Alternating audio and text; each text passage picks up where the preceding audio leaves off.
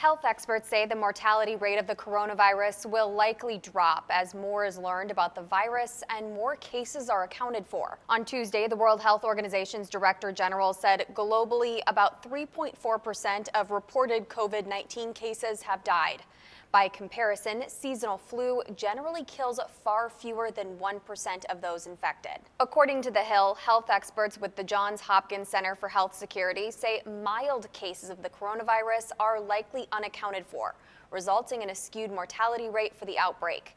If symptoms are not severe, health experts say many won't realize they have the virus and won't seek medical attention. U.S. government officials, including the president, have also argued that the true rate of fatal cases in the U.S. will likely be closer to that of the flu. President Trump said in an interview with Fox News that he has a hunch that the WHO's reported 3.4% is really a false number. Meanwhile, as the number of cases continues to climb worldwide, governments are being pressured to provide more testing kits in order to get a big picture of the virus's impact.